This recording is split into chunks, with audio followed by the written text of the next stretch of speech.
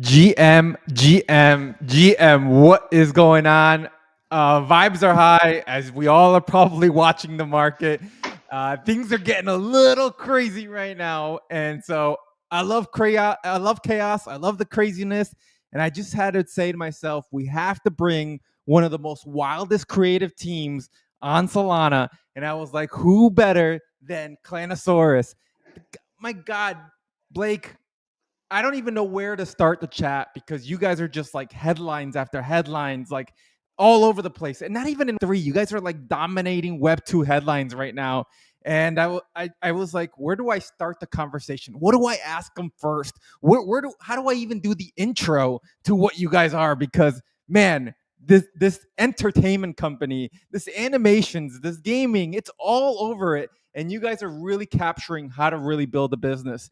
Blake, how are you, man? Before all of it, how you I'm feeling? so good. Glad to be here. Thank you so much for having me. Yeah, I mean, it's insane right now. We are doing a little bit of everything, casting a wide net, and yeah, it's been a crazy year for us, and only more to come.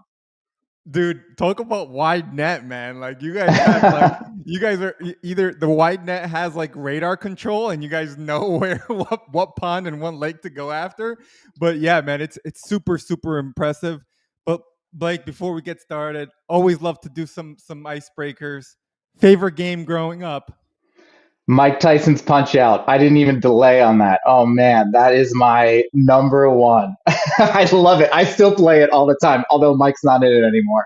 Dude, do you remember when I don't know if you remember, you will remember, but remember the cheat code to get to Mike, Heck man, yeah. and like Yeah, spending yeah. hours trying to get through to it. I Oh know. God, I Yeah. it's funny, man. Maybe a year ago, so I brought. I mean, I have the Nintendo right there, but I had bought the new one that has like the 100 games on it to like Yeah. give to my I have kids. that too. Yep. Yeah. And so I'm like, oh, Punch Out. And I'm like, Mike Tyson. And my daughters were like, Mike Tyson, who is this guy? And then and then I showed them a film of like Mike Tyson with the Jake Paul fight, and they're like, "Daddy, why do you like this old man?" And I'm like, "He's not old anymore. He's still my uh, like one of my boxing idols." yeah, it's so funny. I gave that system to my 5-year old too, and I'm like, if you're gonna learn, you're gonna learn the right way. Let's play these games, which are insanely hard. And I probably get he did some Galaga, he did some fun things here and there, played around with Kirby a bit, but it didn't last very long. Those games are so hard. Oh my God, what a world we lived in. Dude, it's hard to compare. It's like one of those things in like sports that people always want to compare like old legends with new legends, and they're Yeah, like, "Oh, he would be better." And I'm like, it's same thing in gaming. It's so hard to yeah. compare to the things that like I grew up on to the Hmm. things that we're playing now.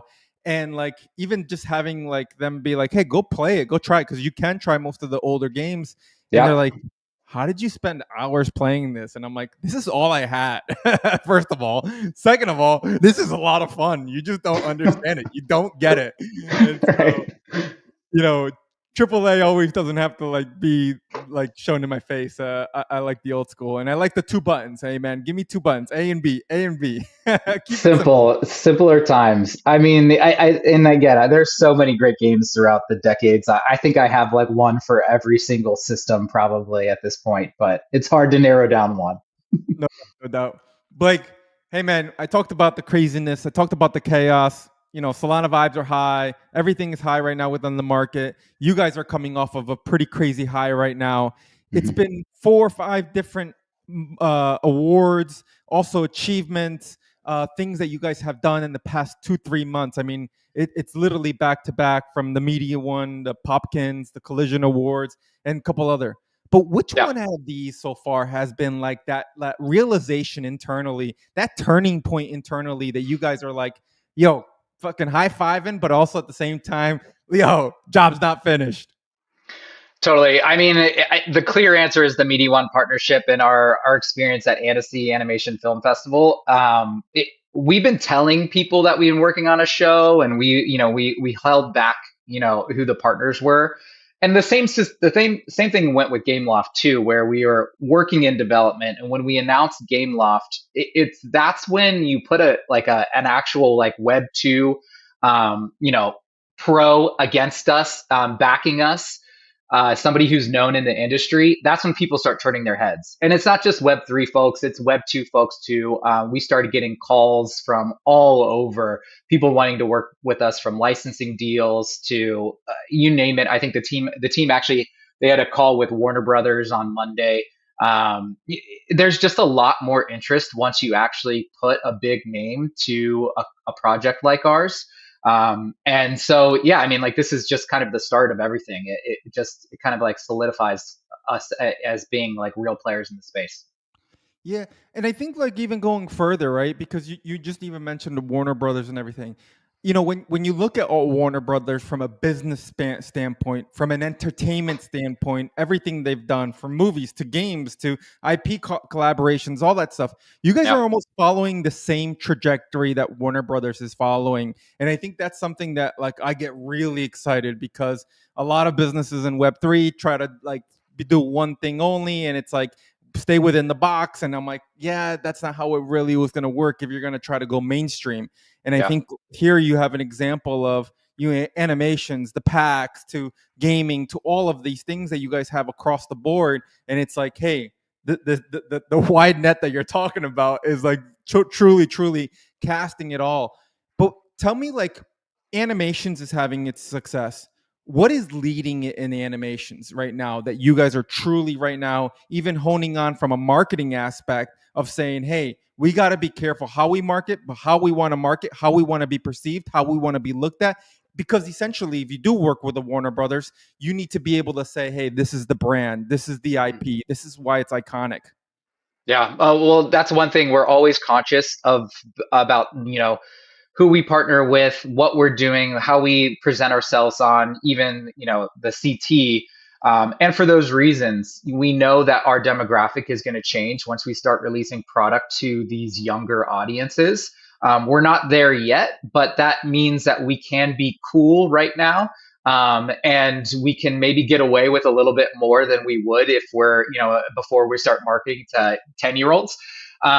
And it's a strategy that works for us. And I think it only works in this time period that we're in. We're in a period where, you and I grew up with really strong IP: Ninja Turtles, GI Joe, Transformers, all these IPs who have lasted longer than anything. And prior to that, there was no real success like that. And so when you have people who are in their late 30s, 40s who grew up with these IPs and grew up with Pokemon, they're still collectors today, and that's a really powerful thing because everybody still kind of operates with this. I'm over 40. I still have a Thursday night game session with my boys. I have a 5-year-old, so I'm collecting Pokemon cards with him. We're still collectors and kids at heart because it meant so much to us.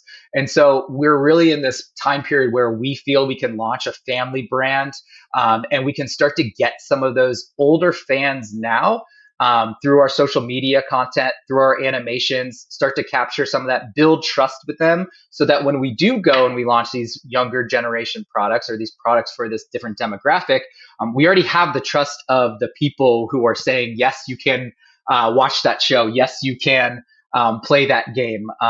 Some of the parents and things like that. So right now for us, we are focused on our animated content, our social content. It is a huge driver for us. We have completely different demographics on Instagram and TikTok than we do on our holder base or on Discord or Twitter. And it just works out in our favor because we're capturing a very wide audience that's multi-generational.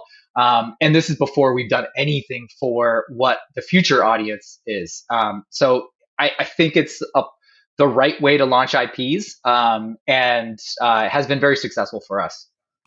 Yeah, I think there's something even further there. And if you study Disney and the way they've invested marketing dollars and the way that they target young users, but also parents and guardians of people, it's you go to the movies now, you're watching like Lilo and Stitch, and there's parts of the movie that the parents are laughing, that the kids aren't laughing, and they're like, why are you laughing at that? But it's targeted towards us. And Yeah. then there's parts of the movies where it's targeted to them and we're not laughing and we're like, why are you laughing?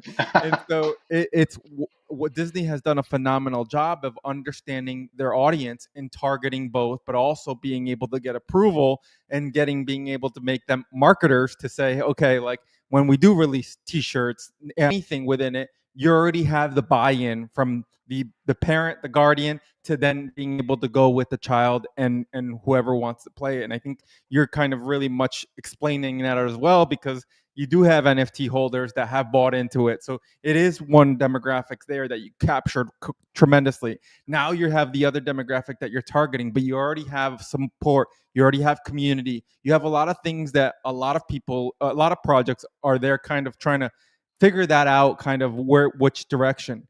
When do you when you see this as the way that you're targeting and the broader vision, what does the animation aspect of it that you guys have up, oh sorry, muted myself, the upcoming animation that's coming up with it, what is that storytelling that you guys are looking to really kind of unfold? Yeah. So we're actually developing in a completely new YouTube strategy that's in the process right now. And you'll see some of this work ahead of the television show. So the television show itself, it's centered on four main characters, and each with their own unique personality. The team has been in the writer's room working on their backstories and what the show is actually going to be since around December.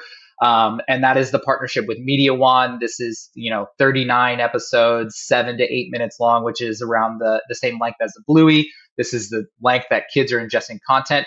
But it's really kind of like an adventure, set in the world of Clanotopia. It's not necessarily a dinosaur show. They just happen to be dinosaurs. It's kind of more like, and I don't want to give away too much, but I would say like the adventures and the situations that they get in is more of like a Goonies or a Skeleton Crew if you're familiar with those type of like kid action adventures. So that's been in development for a while, and it will continue to be pushed out. Prior to that time, we're going to start feeding the YouTube channel, which with a bunch of other new content that the community and the holders haven't seen before. And this is going to be content that is aimed at a younger demographic. We want it to be engaging. I think, how can you be interactive with YouTube? How are younger kids interacting with YouTube outside of just sitting there and watching stuff? We're going to be looking at that stuff. And really the play is, let's start to fuel and feed our YouTube channel with this extra engaging content strategy this year. Let that kind of bake in and build up a whole new following on that platform ahead of the show launch. And then when we're ready for the show launch, we'll come in with our insanely high quality, great storytelling, television show, and we'll already have bought-in fans on the characters and the world, and everything else that is like the Claynosaurz brand. So it's a big deal for us. The show is obviously a huge part of what we're doing. And then, like you said earlier, along the way, we're launching a game to kind of help fuel some of that fire too. And it's kind of like figuring out all of these pieces and how we can release them in a time that makes sense, that they actually work and benefit towards each other, instead of just firing stuff off. Like, we didn't want to just do a line of toys in Target, or last year, and then a game this year, and then a show. Everything that we're working on is with really conscious, targeted releases in mind, so they can speak to each other. Yeah, I think that like when you start putting it that way, and I start thinking about how you've just kind of positioned it, it really kind of now starts to make me think of, okay, you mentioned dinosaurs. It's not really, a show about dinosaurs. Again, I'm 38 years old. Jurassic Park probably was like 6 or 8 years old when that came out, and like now we're on episode or movie 20 of Jurassic Park or whatever Yeah. we are. I don't even know. I've lost that whole I whole lost track too. thing. But it makes me start really kind of brainstorming or start thinking of like, okay, how do you actually start blending this all in? Where does it all start blending in? And Jurassic Park did have a couple video games, if you remember. And so like, and they've Yep. killed it with merchandise. Merchandise was so big, and merchandise till this day. Jurassic Park dinosaurs and everything like that. I mean, it's just such an iconic thing, and I think that you guys are coming back or coming with something that is a blend of not scary dinosaurs, like fun dinosaurs, like animated dinosaurs that are very much more welcoming to what today's audience is really liking. And you mentioned the gaming Yep. aspect of it, right? And I'd love for you to give us that little bit of a teaser to gaming, and like where does the gaming fit in all of this, but why is it so important part of the puzzle as well to complete this kind of thousand puzzles that you guys are building? Yeah, well, what you touched on that makes the most sense for us and how we're looking about really becoming a household name and building out this, global presence. Everything that we do really is, at the end of the day, just a marketing funnel into our brand. So the game, the show, the social content, all of that stuff is, in bringing in new audience members into our world and our brand, in the hopes that once they become fans, either through our digital collectibles or through the game or through the show, they're then going to really spend on licensing merch at a large global scale. The licensing and merch is kind of like I don't want to call it the end goal. We just know, or it's our belief that we couldn't be successful in that front unless we are bringing people into our universe and to these, like, through these immersive, fun experiences. That is entertainment, right? So, our creative and all of our like focus is on entertainment aspects of this thing, but the final piece of the puzzle is licensing and merch. So when we look at the game, like I said, it's right now we have 70% female 18 to 35 as our followers on Instagram and TikTok, and we do that because we do a lot of dance trends, we do a lot of relationship content, we do a lot of family content on that. So we're bringing in those audiences. But when we do the game, this is going to be a mobile first, on the App Store, on the Google Play Store, product that is targeted directly to um, kids 6 to 13. And so, yeah, I mean, it's a flywheel for that audience, and we're trying to make the best product that's the most engaging for them, and it will be a live ops game with tons of content that is released, and I could go on, but yeah, it's going to be super fun. Yeah, no, and I think like I think to kick it off, I mean, look, what type of game? What let's start off with the type of game, and first of all, the partner you guys are partnering with, right? Because I think that's super important. I Yeah. think we've seen a lot of Web3 games try to do it on their own, and I don't, no fault to them, but I think it's been pretty hard to build Web3 games because you have to build a game and the blockchain aspect of it, and that does make it really tough. And I think that Yeah. sometimes that cuts into the funds. I think you guys are taking a very much different approach of, hey, we know we're good at one thing, and it's being able to put out this great content, this great animations, but like on the gaming aspect, let's bring in professionals, let's bring in the team that could help us build this vision even further. But talk to us about how that vision, after you announce who you're partnering and why the partner, I think it'd be important for us to understand where we are going to be able to get this game, and how do we get it in our hands essentially, so that we could better understand why that direction was taken.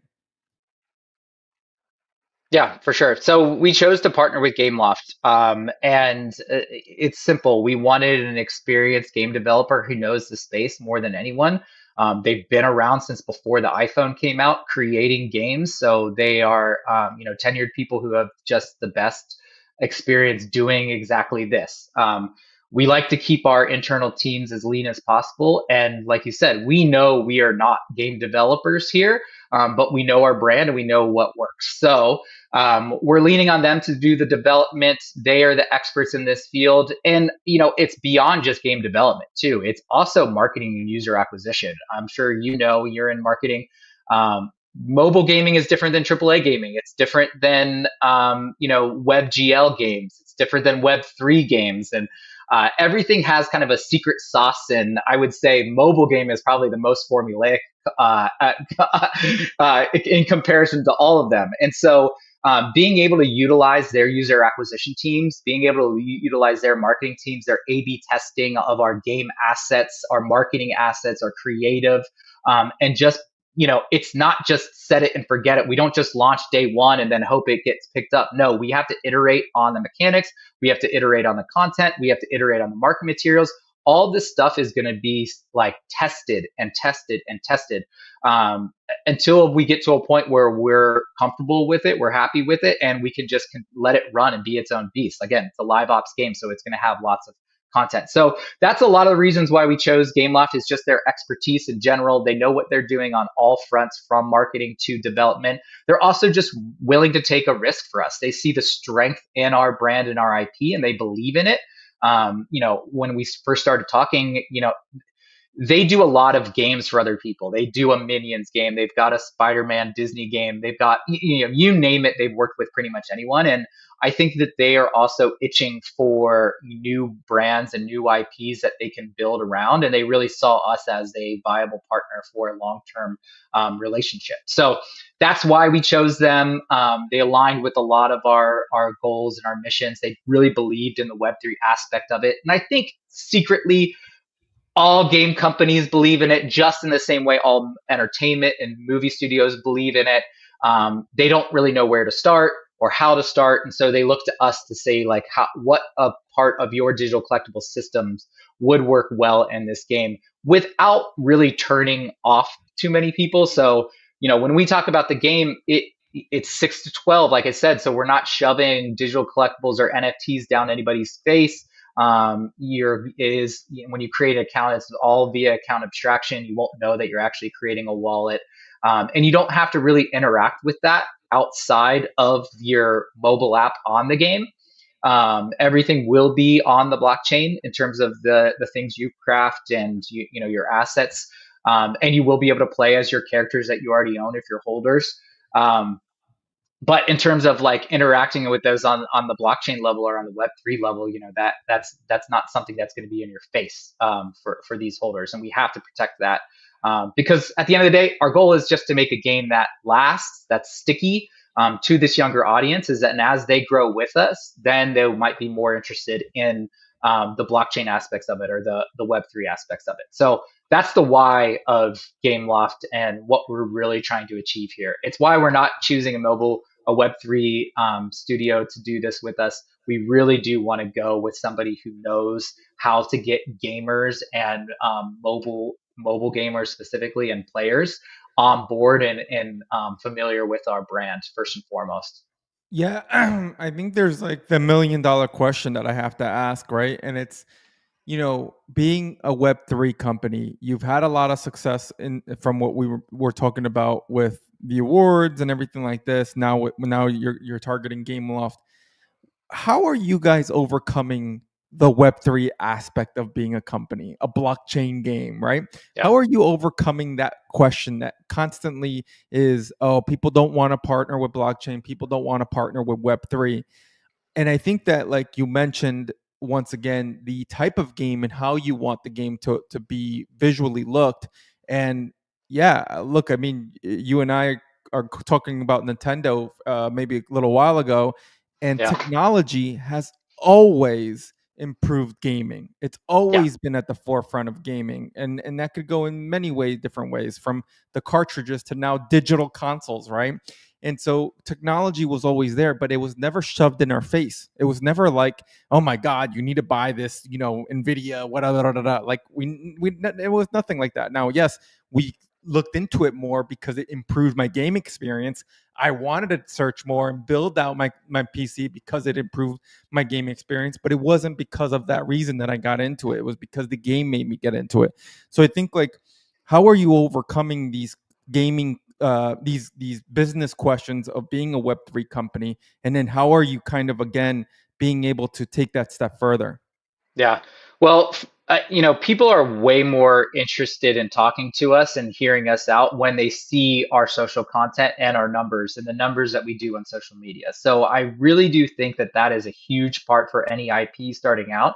If you're going to be an IP driven brand, social media content is where it's at. It's the reason why a lot of these streaming services are bleeding. They're just out of money. I think Netflix is probably the only one that is actually profitable, and the rest of them are just, facilitating their streaming service with all their other successful business ventures that they're going into, Amazon Prime and Disney, to name a few, or a couple. But yeah, so they know, these studios, these gaming companies, everybody knows that the way that the next generation of Gen Alpha and kids are ingesting content has shifted dramatically. Nobody's watching. No one those age demographics are watching streaming services. They're watching YouTube. They're watching TikTok.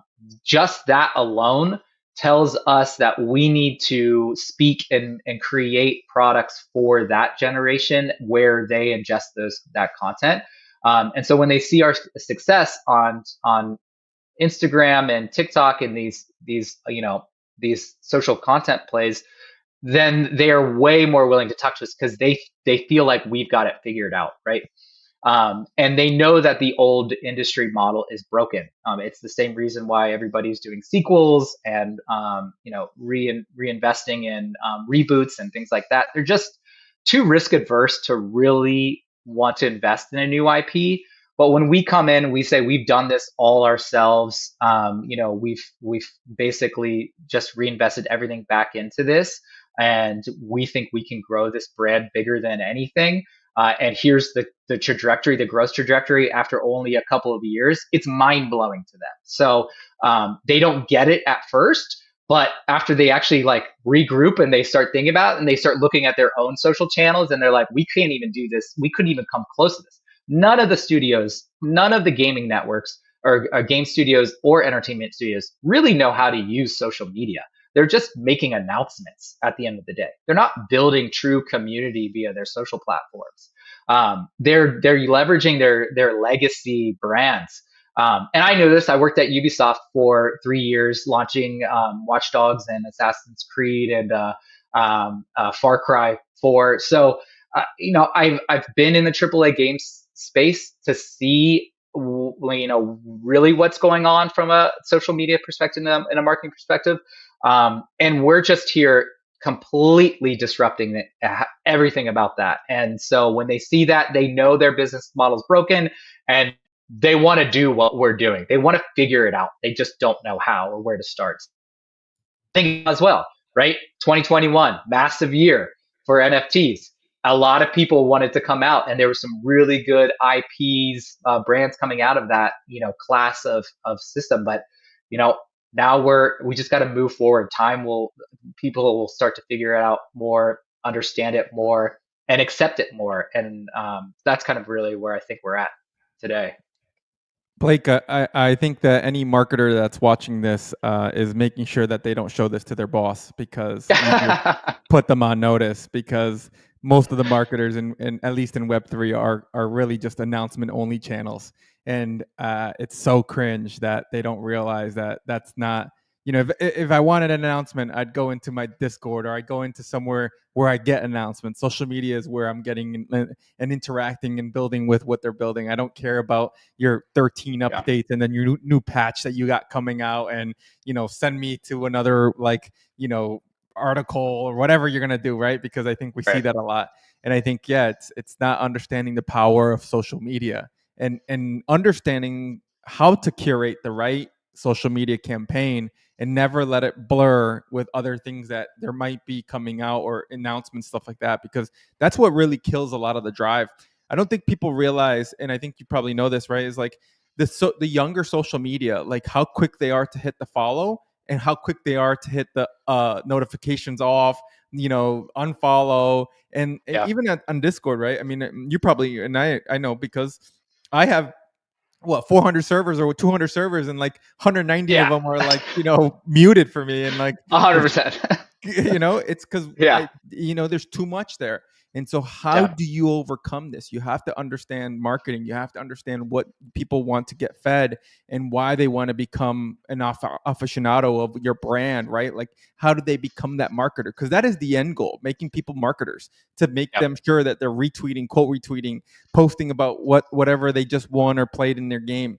And so I think, like, yeah, you just put a lot of marketers on notice, and I'm pretty sure they're not going to want to have this video be shown inside. But Well, I mean, honestly, and the one thing that you just touched on is like treat every social platform differently. Every platform needs an expert. There, I would say 5 to 10 years ago, you could get away with one social media, marketing manager that could just basically recycle content across every single channel that you're doing. But that's not the reality of today. Today, you need experts in each field. Every social media platform is competing against each other too. They're all competing for eyeballs, and the only way to differentiate themselves is by treating content types different, understanding their own audiences, and that's all we're doing at Claynosaurz. We don't have do everything that we do on Instagram is not what we do on Twitter, is not what we do on YouTube, is not what we do on even Telegram, which is obviously a new platform. Like everything needs dedicated content, slightly different to speak to that audience, and that's really like that's the biggest piece of advice I think I could give to any marketer. Blake, the alpha just keeps coming out of you, man. I think we're just gonna have to keep asking you these questions to get this kind of alpha. I think, yeah. Look, it's so important. Got to ask you a funny question here, though, real quick. Yeah. What's your favorite social media platform? Oh my God. This is if I had the choice, I wouldn't be on social media. God, what a terrible marketing person. No, I'm serious. Like I would way rather be working in the garden and just enjoying my life off social media and in off the grid in Montana, or Utah, or I don't know, Boise, Idaho. Um, so I don't know. I judge them all a little bit different. And I think that they're used for different purposes. I would say, like, again, 5 years ago, if I was in gaming, I would not put emphasis towards Instagram at all. I did work at an indie gaming company. I launched a few titles in the indie gaming space, and Instagram was really tough for us. It didn't really make sense at the time. Now it's a little bit different. Stories are prioritized. Some of that video content is reprioritized. So, I think that TikTok has the best probably influence on gaming in general. And so I would definitely create content if I was, launching a game, which I am. I would emphasize on content on that platform. But at the end of the day, YouTube is pretty much the king. They outweigh all the streaming platforms by an insane margin. The views are on YouTube. The hardest part is breaking through and getting the eyeballs on your channel. That is the absolute hardest part. So you can do anything on that platform, any type of content. So I think that that's probably the best, but it's a Swiss Army knife of tools, Yeah, I mean, it's funny you mention it like that, because it started making me think of like the way I'm using social media as well. And I'm like, Twitter I use to, like, talk a lot about work-wise related. Instagram I like to talk about like crypto in general and like the success of crypto. And Facebook I like to go in there and rub everybody's face on like how great crypto is, because of all the haters that I've had over the years, and people Yeah. saying, dude, you should really look for another job. Hey man, are you Yeah, sure you want to do that? Like, are you sure you want to totally. be in there? So I love to use them all in different ways. And it made me start thinking of, yeah, look, how are you using it? How do you utilize it? Look, man, Yeah. I think you've talked about roadmap, you've talked about the game, you've talked about a little bit about, the vision and everything.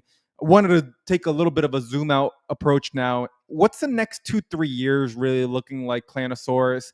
And where do you guys think, like, what are you thinking is, or what is like the internal conversation of goals that are public to say, in the sense of, hey, is it maybe DAU numbers? Is it player retention? Is it, lore expansion? Is it cross IP partnerships, Warner Brothers, all these things? What is like the ultimate goal, from your even standpoint as a marketer, that you're looking to keep expanding Claynosaurz over the next couple of years? Yeah, that's a great question. So I think Claynosaurz is on the path to closely to becoming what I would call on rails internally, meaning we can start to, we have the game, we have the show, we're going to have merch after that. What's after that? More games, more shows, movies, all that stuff. It all kind of just like makes sense where it's going, right? All the I don't want to say hard work is over. We still have a lot of shit to do. We're still building Web3 products. The achievement system is something that I haven't talked about. That is the connective tissue across all of this thing. But what I will say is that we are so confident that it's going to be successful that we do think internally about what's next and how we can kind of take what we've learned from Claynosaurz and do it with other IPs. So we haven't really announced anything on that front. Some things have been teased here and there. I think Nick also, he always kind of says like, Claynosaurz is our Toy Story if we're Pixar, right? I kind of think of it more of like we're more of a Warner Brothers because that saying that we're Pixar means that we're just only going to be 3D content forever. But no, I really see a world in the next few years where we do establish this studio at a parent company level, and we start to repeat this with new IPs. Again, we are disrupting the IP or the entertainment industry, and we're proving that with Claynosaurz, and that is going to be our heart and soul for long times to come. It's our Mickey Mouse. It is our it's our Toy Story. But can we do that on other fronts? Can we do that with an adult animation? Can we do that with a preschool animation? Can we do that? Can we take everything that we've learned from both the Web3 side of things and injecting Web3 and blockchain technologies into entertainment and scaling that up with other IPs? I think that's something that we're all interested in. Again, no plans. That's just like how we're thinking about it. But it's exciting because we think we can be the next big studio, and Claynosaurz is going to take us there. Yeah, it's you kind of teased a little bit about the achievements there and like how that system works. But after Yeah, listening to what you just mentioned, it did make me start thinking like, how will it work, right? Or how is it going to be intertwined? Because as you kind of expand, there's going to be that central hub or central area of being able to connect and being able to have essentially where the community gets to be able to interact even further and also yeah. maybe just keep up with everything that's going on. Maybe just briefly tell us like what is that and what does it look like to us? Yeah, so the achievement system again is it's really like the connective tissue across all of the different business pillars that we have. So when we look at gaming, media, which is long form and short form content, merchandise, whether that's direct to consumer, eShop stuff we're doing in small niche markets like a collectible capsules, or and also like big box retailers like pajamas and whatever. We're trying to come, and then we also have our digital collectibles. We can't forget those, right? Our NFTs, the OG collection, the Saga collection, now Popkins. What we're trying to do is create a system that touches each of it, and you're rewarded through that system in ways that speak to you. So you might not have the financial backing to buy all of the OG Claynosaurs and be the top collector, the top leaderboard point holder in our achievement system through monetary reasons. But you might be a content creator, you might enjoy gaming, and so you can climb the rankings and the leaderboards within that system by interacting with our brands in different ways. And the way we think about rewarding people is this is just an off the cuff example, but let's say you are the first 10,000 people to watch our show, and you earn a reward through that through watching that content on release. And that content is a badge claim in the achievement system, and that gives you a free plushie that might be a character within that episode. Everything is going to talk to each other, right? That's how we see entertainment and what big studios can't do. That's how we see this brand growing.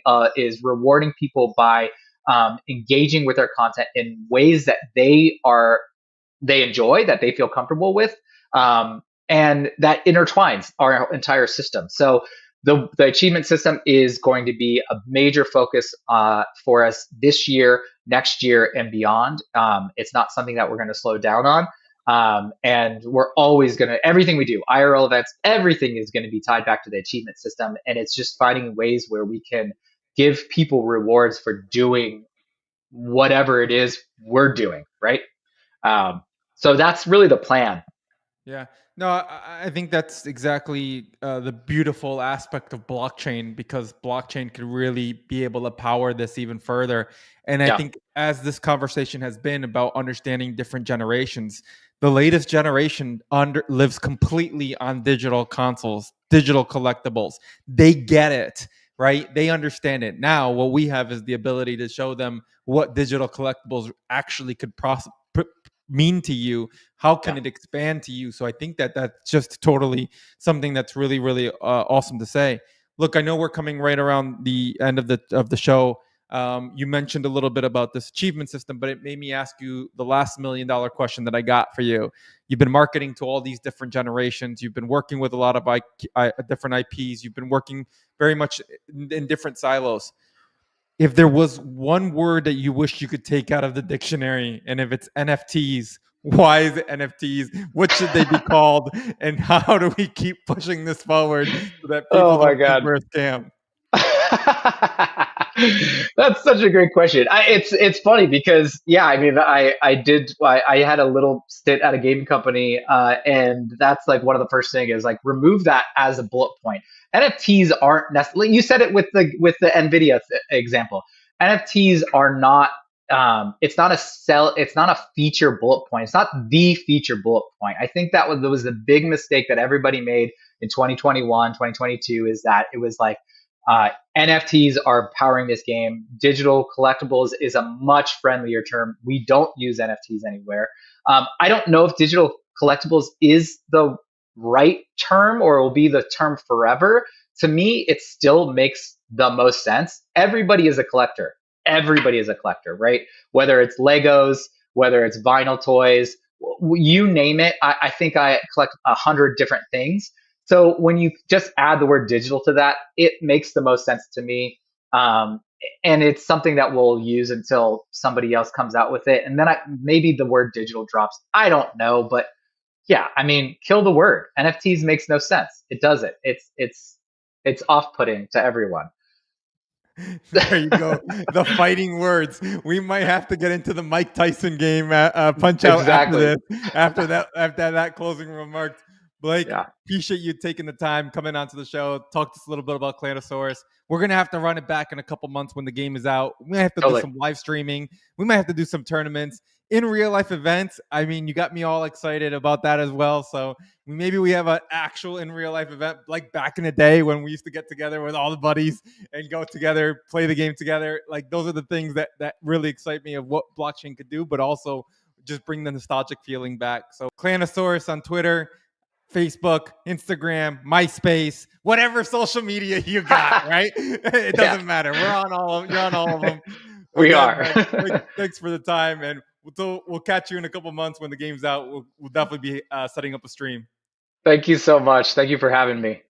All right, Blake, have a good one, man. Take Yep. care. Bye.